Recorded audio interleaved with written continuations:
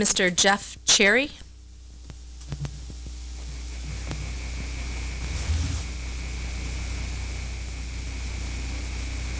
Good evening, Mr. Cherry. Thank you very much.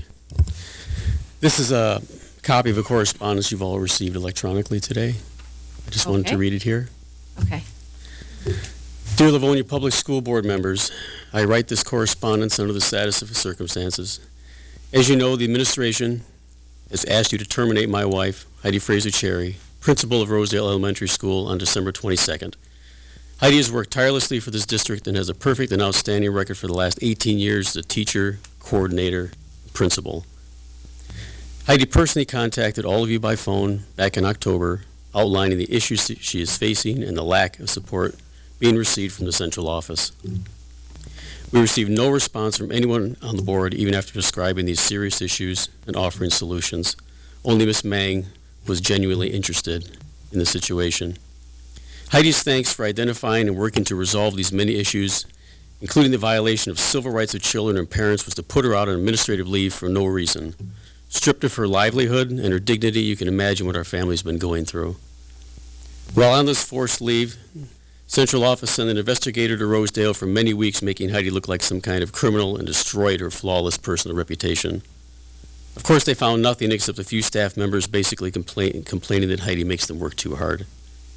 It is interesting that only a few staff members were interviewed, a small group responsible for the majority of the issues in the building.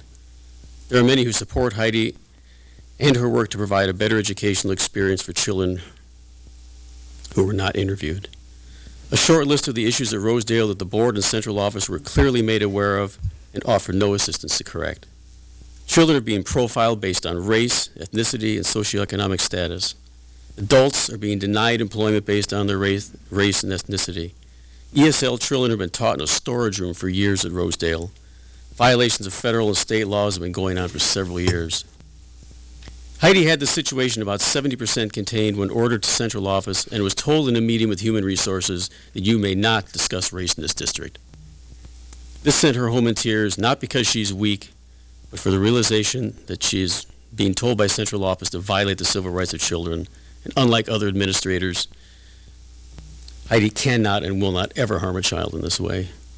At this point, I attempted to see the superintendent to discuss the obvious abuse of my wife and was refused. All attempts to arrange for parties to sit down and discuss the situation as adults and find solutions for these children were ignored. As a member of the executive branch of the federal government, I took an oath to uphold the Constitution that I believe was being violated. After contacting the civil rights offices of the U.S. Department of Justice and the U.S. Department of Education, I realized these violations of children and adult civil rights were very serious and needed resolution. At this point, these serious situations, including violations of law, were explained to the board members and not a single response. Heidi was later scolded for contacting board members and ended up being one of her so-called charges. We're trying to get some help from the board to avoid a very embarrassing litigation brought by parents fed up with the treatment of their children. Again, Heidi was on her way to resolving these issues and is still receiving phone calls to this day from parents describing the routine abuse to their children that has been returned since she was forcibly removed from the building for no apparent reason. This particular school has very changing demographics, and no one will discuss it. Unlike most of the senior level central office employees, we live in Livonia, our children were raised in Livonia, and you are our elected officials. We brought you several issues as concerned citizens, including violations of law, and received no response or investigation. We do not want parents suing our district to harm our city and watch our property values fall any further. The central office trumped up some nonsense as an excuse to recommend the board terminate the hardest working member of the LPS staff because Heidi brought up these very serious issues that were never investigated. I should know, as I bring her dinner most nights, as she finishes every form, calls back every parent, and makes the building a warm place for all children to learn. We have been told to clean out Heidi's office on December 8th while officials watch us like we are criminals. How much abuse are we expected to endure? Heidi spent thousands of dollars of her own salary over the years to send children to camp, buy holiday gifts for families, purchase coats and shoes for children, just to name a few. Livonia is the only school district in the area that does not have a diversity team or diversity training for the staff. Heidi has been bringing this issue up for many years and has been shut down every time.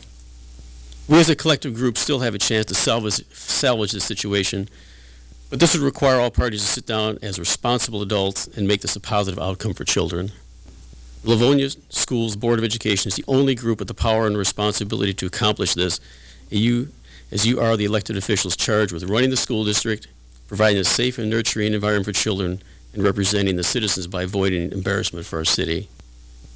Please respond to this correspondence as soon as possible. Thank you for your time.